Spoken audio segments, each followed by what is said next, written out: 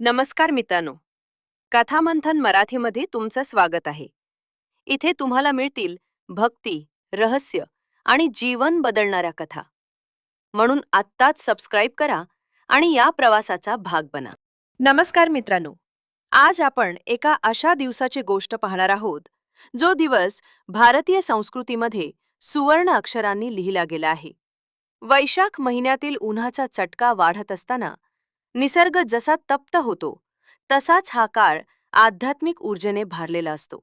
या काळात येणारी वैशाख शुद्ध तृतीया म्हणजेच आपली लाडकी अक्षय्य तृतीया. अक्षय या शब्दाचा अर्थच असा आहे की ज्याचा कधीही क्षय होत नाही, जे कधीही संपत नाही आणि जे काळाच्या ओघात कधीच नष्ट होत नाही. आजच्या या विशेष भागात आपण या मंगल दिनाचे महत्त्व आणि त्यामागील अशा काही पौराणिक कथा जाणून घेणार आहोत, ज्या ऐकून तुमचे मन प्रसन्न होईल आणि तुम्हाला जीवनाचे एक नवीन तत्वज्ञान समजेल. उन्हाळ्याचे दिवस असतात. सगळीकडे शुष्क वातावरण असते, पण मनामध्ये एक वेगळाच उत्साह असतो. या दिवशी पहाटे लवकर उठून पवित्र स्नान करण्याचे मोठे महत्त्व आहे. असे मानले जाते की या दिवशी केलेले कोणतेही सत्कर्म, मग ते दान असो, जप असो किंवा एखाद्याला केलेली मदत असो, त्याचे फळ आपल्याला जन्मोजन्मी मिळत राहते. पण ही परंपरा सुरू कशी झाली यामागे अनेक कथा आहेत. त्यातील पहिली आणि अत्यंत हृदयस्पर्शी कथा आहे ती म्हणजे भगवान श्रीकृष्ण आणि त्यांचे परममित्र सुदामा यांची. श्रीकृष्ण आणि सुदामा यांची भेट. सुदामा हे नाव घेताच डोळ्यांसमोर उभा राहतो तो एक अत्यंत गरीब पण तितकाच स्वाभिमानी आणि विरक्त ब्राह्मण. सुदामांचे आयुष्य दारिद्र्यात चालले होते. त्यांच्या घरात 2 वेळच्या अन्नाची भ्रांत होती. फाटके कपडे आणि रिकामी पोट घेऊन ते आपला दिवस काढत होते. पण त्यांच्या मुखात सतत केवळ भगवंताचे नाव असायचे.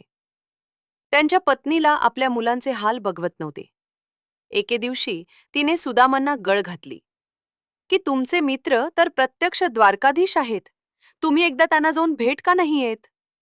सुदामांना वाटले की मित्राकडे काही मागण्यासाठी जाणे योग्य नाही, पण केवळ मित्राला भेटण्याच्या ओढीने ते द्वारकेला जाण्यास तयार झाले. आता मित्राला भेटायला जाताना रिकाम्या हाताने कसे जायचे हा प्रश्न होताच. घरात तर काहीच नव्हते. शेवटी पत्नीने शेजारून 4 मूठ पोहे मागून आणले आणि एका जुन्या फाटलेल्या कापडात त्याची पुरचुंडी बांधून सुदामांच्या हाती दिली. सुदामा अनवाणी पायाने उन्हातानात चालत द्वारकेच्या वेशीवर पोहोचले. द्वारकेचे ते भव्य वैभव, सोन्याचे महाल आणि तिथली श्रीमंती पाहून सुदामा थक्क झाले. पहारेकऱ्यांनी जेव्हा त्यांना अडवले आणि विचारले की तुम्ही कोण आहात, तेव्हा सुदामांनी अत्यंत नम्रपणे सांगितले की मी कृष्णाचा मित्र आहे. पहारेकऱ्यांना सुरुवातीला विश्वास बसला नाही, पण त्यांनी निरोप आत पाठवला. निरोप मिळताच प्रत्यक्ष भगवान श्रीकृष्ण आपले सिंहासन सोडून पायात पादत्राणे न घालता धावत बाहेर आले. त्यांनी सुदामांना कडकडून मिठी मारली. कृष्णाने सुदामांना आपल्या सिंहासनावर बसवले आणि स्वतःच्या हातांनी त्यांचे पाय धुतले. गप्पा सुरू झाल्या. तेव्हा कृष्णाने विचारले की मित्रा, वहिनीने माझ्यासाठी काय पाठवले आहे? सुदामांना त्या भव्य महालात आपले ते साधे पोहे काढायला संकोच वाटत होता, पण कृष्णाने ती पुरचुंडी हिसकावून घेतली. कृष्णाने मोठ्या आनंदाने त्यातील 1 मूठ पोहे खाल्ले आणि त्याला संपूर्ण जगाचे सुख मिळाले. जेव्हा कृष्णाने दुसरी मूठ खाल्ली तेव्हा त्याने सुदामांना स्वर्गाचे ऐश्वर्य अर्पण केले. जेव्हा सुदामा परत आपल्या गावी आले तेव्हा त्यांना आपली ती जुनी झोपडी कुठेच दिसली नाही. त्या जागी एक सोन्याचा महाल उभा होता. हा विलक्षण चमत्कार ज्या दिवशी घडला तो दिवस अक्षय्य तृतीया होता. अक्षय पात्र आणि राजा धर्मदासाची कथा. दुसरी एक अत्यंत महत्त्वाची कथा महाभारतातील आहे. जेव्हा पांडव वनवासात होते तेव्हा त्यांच्याकडे खाण्यापिण्याची मोठी अडण निर्माण झाली होती. द्रौपदीने सूर्याची आराधना केली आणि तिच्या भक्तीने प्रसन्न होऊन सूर्यानं तिला एक तांब्याचे अक्षय्य पात्र दिले. या पात्राचे वैशिष्ट्य असे होते की जोपर्यंत द्रौपदी स्वतः जेवत नाही तोपर्यंत या पात्रातून कितीही लोकांना अन्न दिले तरी ते संपणार नव्हते. एके दिवशी दुर्वास ऋषी शिष्यांसह आले. द्रौपदीने जेवण केले होते, म्हणजेच पात्र रिकामे होते. संकटाच्या वेळी द्रौपदीने कृष्णाचा धावा केला. श्रीकृष्ण प्रकट झाले आणि त्यांनी पात्राला चिकटलेला एक छोटासा अन्नाचा कण खाल्ला. कृष्णाचे पोट भरले आणि त्याबरोबर संपूर्ण सृष्टीचे आणि ऋषींचे पोट भरले. ज्या दिवशी पांडवांना हे पात्र मिळाले तो दिवस अक्षय्य तृतीया होता. याच दिवशी भगवान परशुरामांचा जन्म झाला आणि याच दिवशी माता गंगा स्वर्गातून पृथ्वीवर अवतरली होती. अक्षय्य तृतीयेच्या संदर्भात भविष्य पुराणात धर्मदास नावाच्या वैश्याची कथा सांगितली आहे.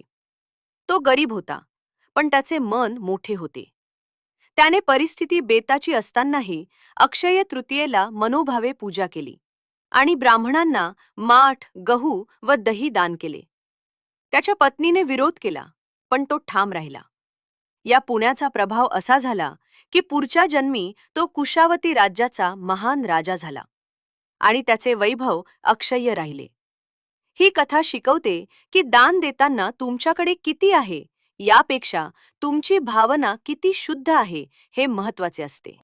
परंपरा, सण आणि समारोप. महाराष्ट्रात अक्षय्य तृतीयेला आवर्जून आंबा खाण्याची प्रथा आहे. हा दिवस म्हणजे आंब्याचा नैवेद्य देण्याचा दिवस. उन्हाळ्याच्या दिवसात घागरीमध्ये पाणी भरून त्यावर खरबूज ठेवून दान करण्याची पद्धत आहे.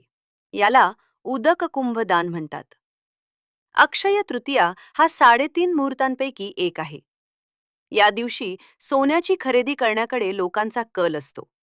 पण मित्रांनो, या सोन्यासोबतच जर आपण आपल्या विचारांमध्ये चांगुलपणाचे सोने आणले तर आपले जीवन खऱ्या अर्थाने अक्षय्य होईल.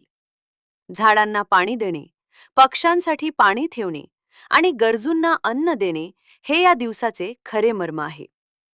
जसे समुद्राचे पाणी कधीही आटत नाही, तसे सत्कर्माचे फळही कधी आटत नाही. आपल्या आयुष्यात कितीही संकटे आली तरी ईश्वरावरचा विश्वास ढळू देऊ नका. सुदामाच्या आयुष्यात जसा सोन्याचा महाल उभा राहिला तसाच तुमच्याही आयुष्यात आनंदाचा प्रकाश नक्कीच येईल. अक्षय तृतीयेच्या या शुभ मुहूर्तावर आपण एक संकल्प करूया की किमान एका गरजू व्यक्तीच्या चेहऱ्यावर हसू आणू. कारण दुसऱ्याला दिलेला आनंद हाच खरा अक्षय्य असतो. तुमची ही अक्षय तृतीया सुखाची, समृद्धीची आणि समाधानाची जावो हीच ईश्वरचरणी प्रार्थना. जीवनातील प्रत्येक क्षणाला अक्षय मानून जगणे हाच या सणाचा खरा संदेश आहे. अक्षय तृतीयेचे हे अमृत तुमच्या आयुष्यात सदैव वाहत राहो.